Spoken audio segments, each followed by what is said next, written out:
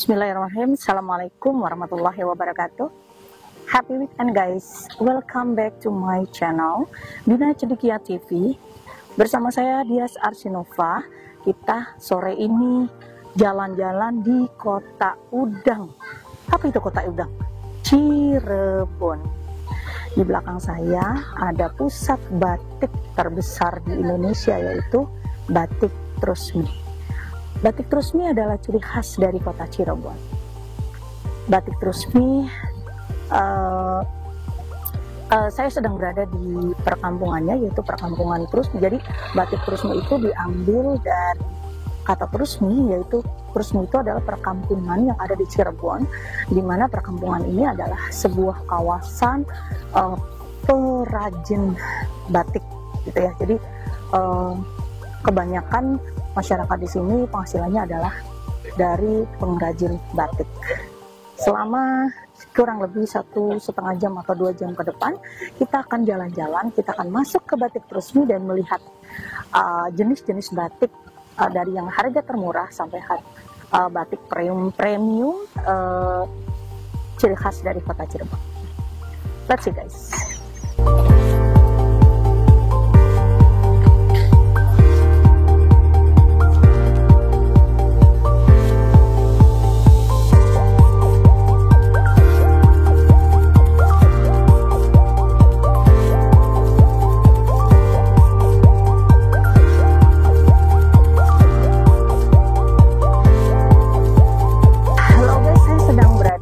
Sebuah pusat perbelanjaan, tapi ini unik. Kenapa? Karena ini khusus menjual berbagai macam jenis batik asli dari Cirebon.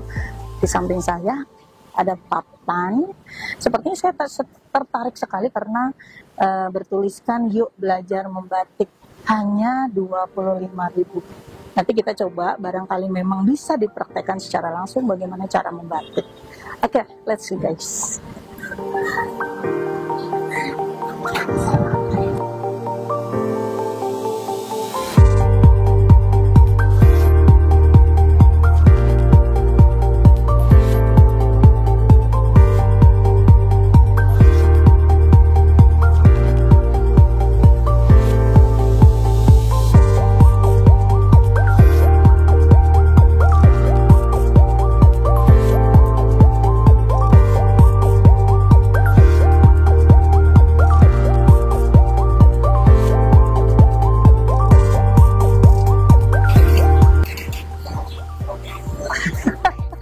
Well guys, saya sudah mulai memasuki pusat perbelanjaan Batik Trusmi. We will see. Kita lihat di sini, mobil pun bercorak batik guys. Wow, that's very unique I think. Cakep sekali. Oke. Next, kita coba. Kalau ini harganya agak lumayan guys, sekitar 350, 400.000 sampai di atas 500.000. Oke.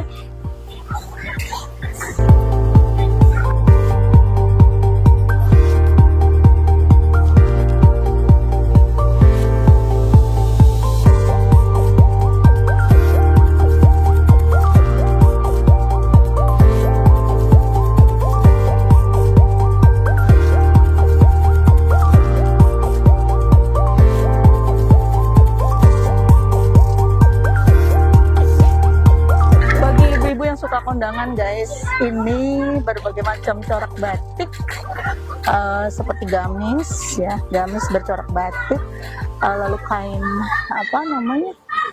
kain panjang, dan cocok sekali untuk kondangan ya. Harganya 425.000 guys.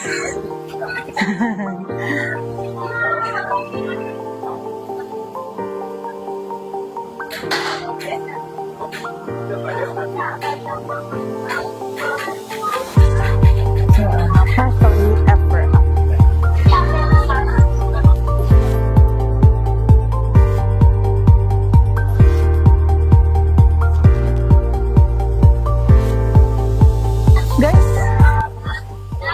di depan saya terpajang dompet ya, berbagai macam jenis dompet seperti dompet rajut dan lain sebagainya, tapi bercorak batik. That's very interesting. Berapa harganya? 25.000 guys, murah. 25.000. Yang tadinya harganya 70.000 diskon jadi 25.000. Cocok untuk kondangan.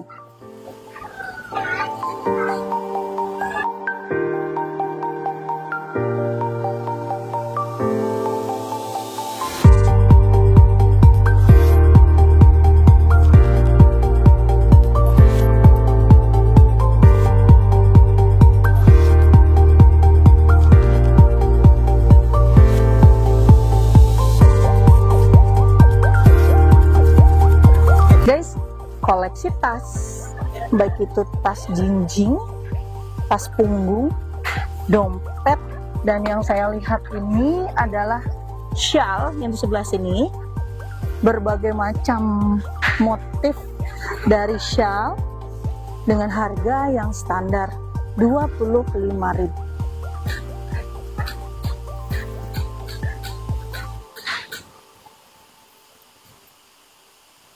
Cantik-cantik. Ada juga sajadah guys, sajadah bermotif batik terus nih.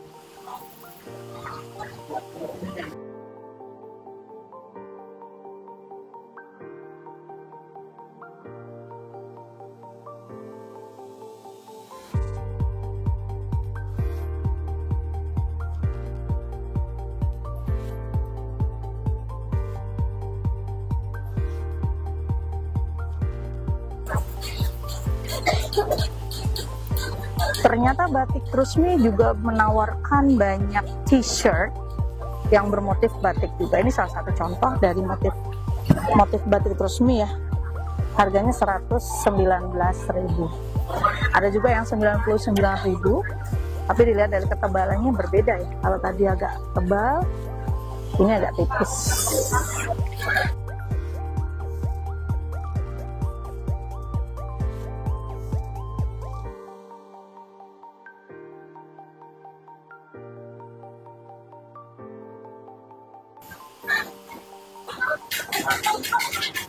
Oke, kain dobi ya guys. Sebenarnya saya belum memahami apa itu kain dobi. Saya akan wawancara sedikit dengan Mbak siapa nih? Karyawan di sini? Iya. Karyawan apa? Dobi itu, kain dobi itu apa sih Mbak? Kainnya berserat. Kainnya berserat. Oh gitu. Kalau untuk fungsi gimana fungsinya? Fungsinya dia lebih mewah Pak, terlihat lebih mewah daripada katun. Oh gitu. Untuk kegiatan formal seperti kondangan dan lain-lain ya? Oh jadi dia seperti kain untuk bawaan. Oh gitu. Seperti yang Mbak pakai ini ya? Ya kalau ini bahan sutra Pak. Oh gitu. Kisaran dari harga kain dobi, kisaran dari berapa sampai termahalnya berapa di sini? Mulai dari 115 sampai 180-an. Murah ya, nggak sampai 500.000. Makasih ya Mbak.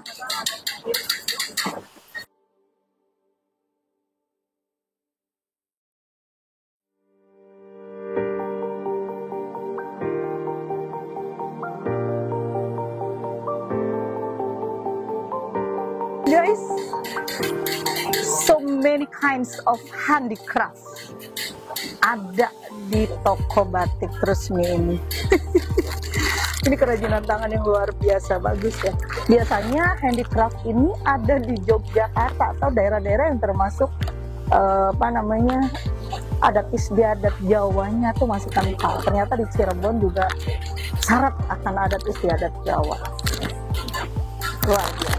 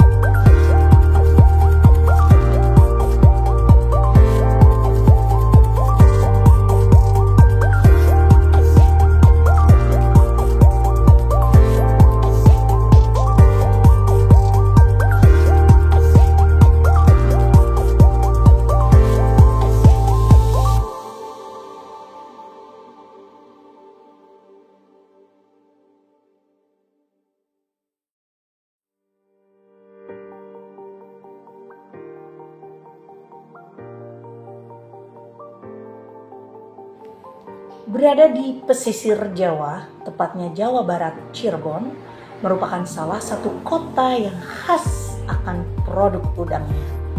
Namun, ternyata ada banyak sekali pernak-pernik khas Cirebon lainnya yang cocok untuk pemirsa jadikan buah tangan saat berkunjung ke kota udang ini. Untuk pemirsa yang tengah bingung mencari oleh-oleh khas Cirebon untuk diberikan kepada kerabat terdekat, intip rekomendasi berbagai hal khas Cirebon yang bisa dijadikan oleh-oleh yang pas saat berkunjung ke Cirebon. Presiden Republik Indonesia aja pakai batik terus nih, masa kita enggak?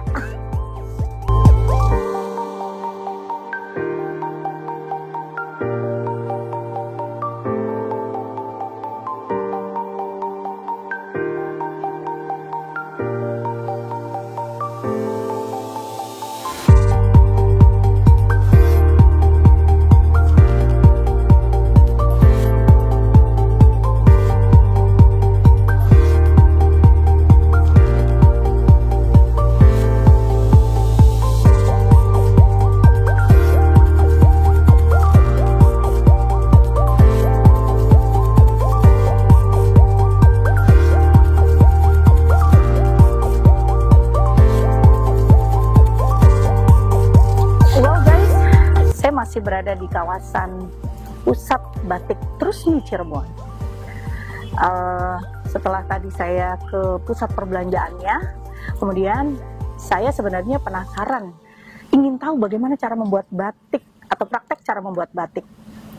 Lalu sekarang saya berada di sebuah kawasan wisata batik Trusmi, di mana di sini adalah tempat atau pusat bagaimana praktek cara membuat batik. Di samping saya ada Bapak yang nanti akan kita wawancarai seputar wisata batik Trusmi ini ya Bapak ya. Terima kasih Bapak atas waktunya. Mohon maaf Bapak, kami dari Bina Cendekia TV. Tujuan kami datang ke sini untuk meliput batik Trusmi yang memang kami dari Bekasi Pak. Dan orang Bekasi itu jarang ada yang tahu. Atau mungkin di kawasan Jakarta juga banyak jarang ada yang tahu ya tentang batik Trusmi itu apa. Bapak mohon izin, dengan Bapak siapa? Dengan Bapak Ibnu. Bapak Ibnu. Asli sini ya Pak ya? Ya asli Cirebon. Asli Cirebon ya. Mungkin Bapak bisa menceritakan sedikit tentang batik Trusmi ya. Batik Trusmi dan kawasan ini. Untuk pengunjung itu ditawarkan berbagai macam jenis atau ketika datang ke sini. Oke, untuk kawasan wisata belanja terutama ini ya batik Trusmi itu pengunjung bisa, terutama kita bisa lihat proses pembatikan mulai dari batik tulis mungkin batik cap dan lain-lain. Nah, untuk belajar membatik juga bisa, kita di bawah nanti ada, cuman berhubung udah sore kan jadi udah nggak ada petugasnya. Kita bisa belajar membatik, membuat pola. Gitu. Jadi guys, kita terlambat datang ke sini karena ini sudah sore dan hampir maghrib. Tadi Bapak menyampaikan kalau petugasnya sudah pulang dan maksimal itu jam 4:30 ya Pak? Iya, maksimal jam 4:30. Untuk biaya praktek membatik berapa Pak? Kalau biaya praktek membatik itu satu lembar kain paling ukuran 30 ya, itu dikenakan biaya 25.000. 25.000 guys, murah sekali. Itu untuk dewasa, anak-anak sama aja Pak? Sama aja. Tapi gitu. Biasanya kebanyakan rombongan anak sekolah. Oh gitu. Mulai jadi ini memang SD, SMP, SMA. Oh gitu. Jadi selain pusat perbelanjaan, batik Trusmi juga menawarkan kawasan wisata. Ini disebut sebagai kawasan wisata karena mereka di sini juga bisa melakukan proses pembelajaran bagaimana cara membatik. Bapak boleh menunjukkan, meng-guide kita ini apa dan lain-lain mungkin. Mohon maaf, mohon izin. Boleh. Silakan Pak. Untuk mungkin di sini untuk batik tulis biasanya pengrajin itu nulis pakai canting. Ini ada canting kan. Oh iya iya iya. Iya. Buat tulisnya, nah ini ada kompor, kompornya ini ada kualinya, dan ini ada malamnya. Oh itu malam. Iya. Oh iya iya. Agar kayak gambar gitu loh. Jadi nanti hasilnya seperti ini ya Pak? Ini contoh hasilnya ya Pak? Iya, itu yang sudah. Ini yang sudah jadi ya? Tapi belum diwarna ini. Oh ini masih alami, masih ini ya? Cuman masih pola aja. Oh masih pola ya. Ya. Nanti kan di blok diwarna di sana di belakang. Mungkin mau meliput warna nanti ke sana aja. Oh gitu. Masih Ya, buka siap. tuh. Siap siap siap. Jadi di sini proses gambarnya nanti dari sini dibawa ke belakang untuk diwarna. Jadi ada printingnya lagi ya, setelah Iya. ini ada proses Iya, di pewarnaan sana lagi ya. Nah, Oke. mau warna apa gitu tinggal di sana. Oke Pak.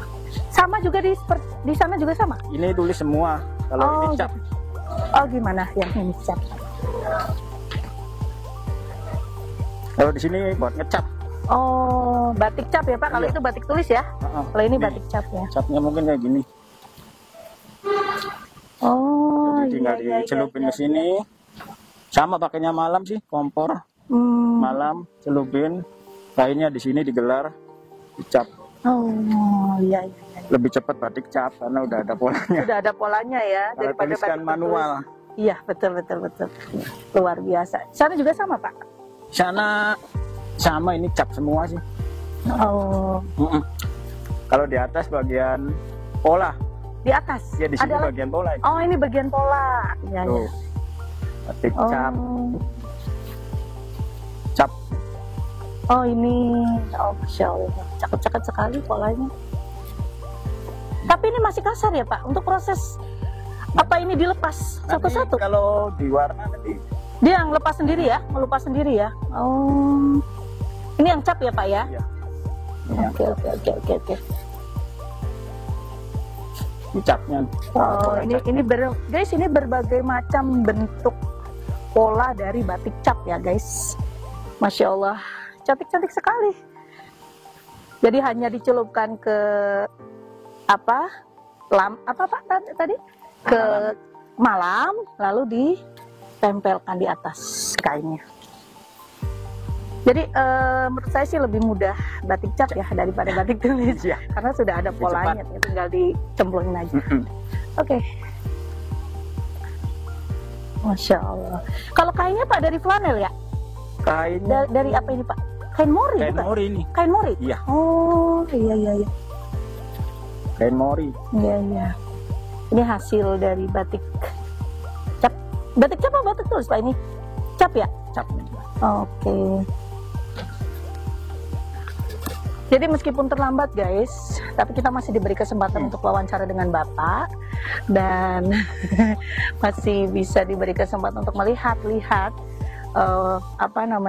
suasana di tempat pembuatan batik. Setelah ini kita akan masuk ke museum batik ya. Kita melihat ada apa saja di dalam museum batik itu. Iya. Guys, saya akan memasuki sebuah area. Ini adalah museum batik. Saya agak sedikit merinding karena sudah cukup sore dan juga sudah cukup gelap ya guys. Tapi kita akan coba masuk ke dalam. Ada apa aja yang ada di museum batik. Sepertinya sudah sedikit pengunjung yang datang ke sini ya, karena sudah sore. Wow, that's very beautiful. Kita disambut dengan lampu-lampu guys. Kita disambut dengan lampu-lampu. Dan batik-batik, contoh-contoh corak batik yang ada di kanan dan kiri saya. Wow, what is the picture? Oh ini sejarah dari kota batik Cirebon ini. Ini sejarah dari kota Cirebon. Cirebon adalah kota kesultanan ya. Ada kerajaan di dalam kota Cirebon itu. Berikut adalah dokumentasi gambar-gambar yang mungkin diabadikan pada zaman dulu, dan sepertinya keadaan Cirebon itu jauh berbeda dengan keadaan Cirebon sekarang.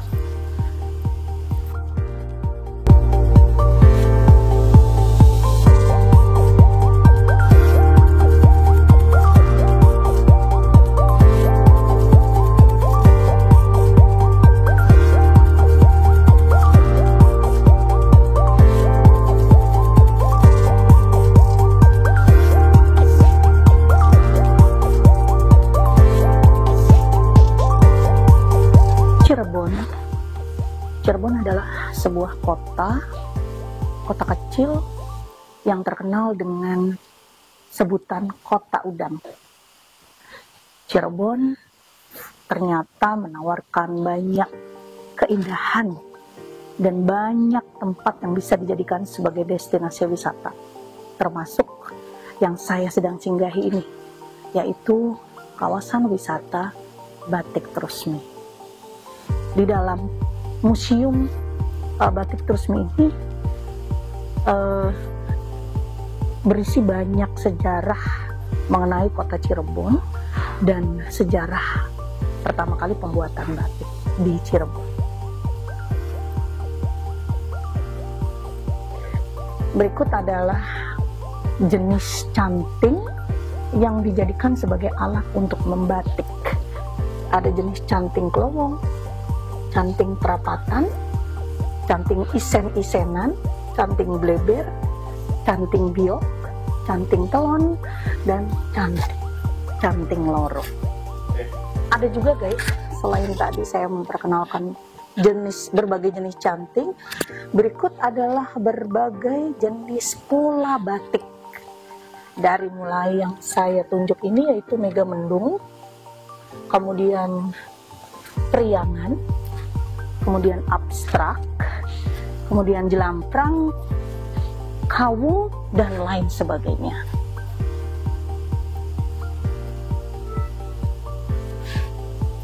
Guys, selain pola kemudian canting, di depan saya ada alat dan bahan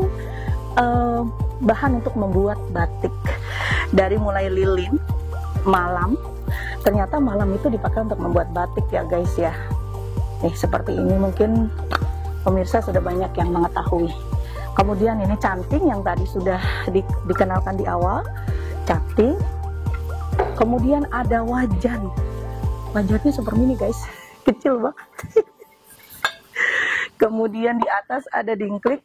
Yang saya tahu itu dingklik itu jenis sandal, kalau istilah di Jawa itu jenis sandal ya. Ini dingklik, fungsinya untuk duduk mungkin ya. Kemudian di sampingnya ada kompor batik. Let's see guys, kompor batik ini kecil sekali. Jadi memang ini dirancang khusus untuk membuat batik. Sangat mini. Kemudian di samping ada gawangan. Ya, seperti ini ya. Mungkin ini miniaturnya saja. Gawangan itu dipakai untuk mungkin menjemur ya. Setelah atau untuk mengeringkan gitu, setelah batik itu dicap kemudian dikeringkan. Oke guys, ini jenis kainnya. Ada kain dobi, kain shantung, dan kain emboss. Ya Allah, pembelajaran banget buat kita guys. Nah, ini adalah jenis-jenis batiknya. Ini namanya batik printing. Perbedaannya apa ya batik printing dan batik cap ya? Ini batik printing itu pakai mesin ya. Jadi dia dicetak gitu ya, dicetak ya. Kemudian kalau batik cap itu tadi dicap. Ya, oke. Kemudian batik tulis itu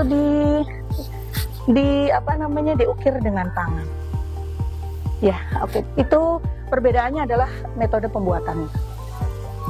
Guys, di belakang saya adalah jenis traditional custom of Cirebon. Pakaian tradisional dari Cirebon. Ada topeng kelana, tapi topengnya nggak bisa dilepas. Kalau bisa dilepas, mau saya coba pakai guys. Kemudian ada topeng rumiang. Ternyata masing-masing daerah punya ciri khas topeng ya. Di Jawa juga ada, di Cirebon juga ada topeng rumiang. Topeng rumiang adalah sebuah tarian yang menggambarkan watak atau kepribadian seseorang manusia pada masa akhir balik, peralihan atau remaja yang menginjak dewasa. Berikut topeng Panji. Topeng Panji ini menyimbolkan peristiwa besar universal, yakni terciptanya alam semesta beserta manusia ini. Pada awal mulanya, topeng Panji atau topeng Cirebon ini mengulangi peristiwa primordial umat manusia. Bagaimana penciptaan terjadi. Tidak mengherankan kalau di zaman dahulu hanya ditarikan oleh para raja. Ini topeng Samba, topeng Tumanggung, dan ini tara jenis topeng-topengnya.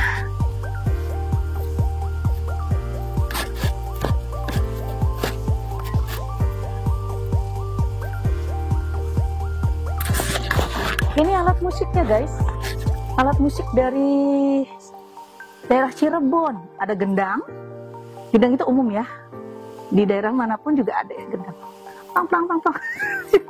Kemudian ada gamelan guys, seperti di Jawa, gamelan Cirebon juga sama, mungkin ada bonang dan lain sebagainya. Ada suling bambu, ciri khas dari kota Cirebon adalah suling bambu, suling bambu gitu ya. Ada wayang juga berbagai macam, ada wisang geni, ada punta dewa dan lain-lain. Yeah, maybe this is the final of our destination, wisata batik Trusmi. Kita akan turun, dan terima kasih sudah menonton channel saya selama 1 jam. Kurang lebihnya barangkali ada kalimat atau ada pernyataan yang salah, mohon dikoreksi. Jangan lupa subscribe, like, dan komen di channel Dina Cendekia TV. See you next time. Assalamualaikum warahmatullahi wabarakatuh. Bye-bye.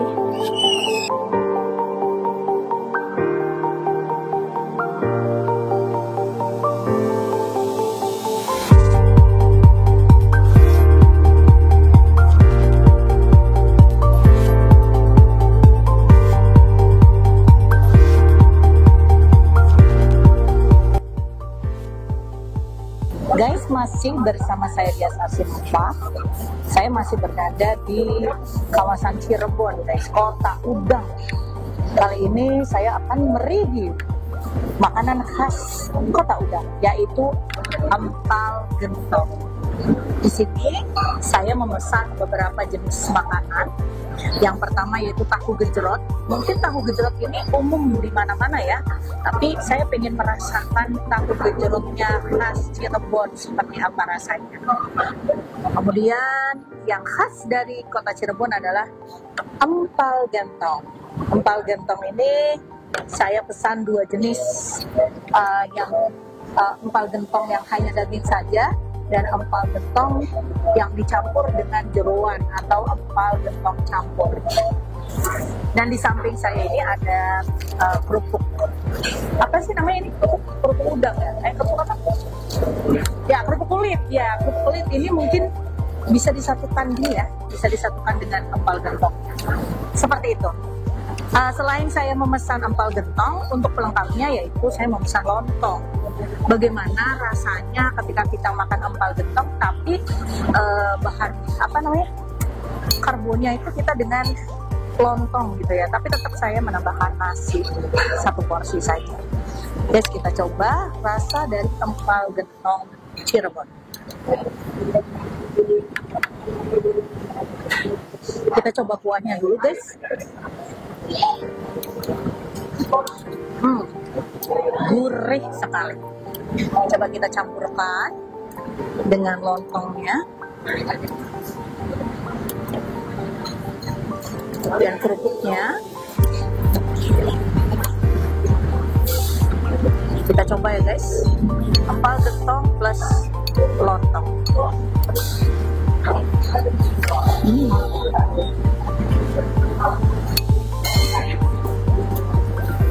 Luar biasa, gurih, dan lontongnya juga empuk.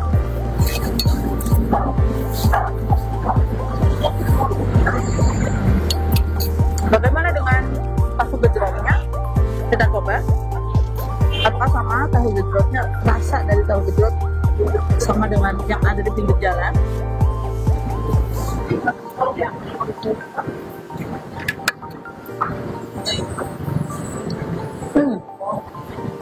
Ini lebih beraroma guys.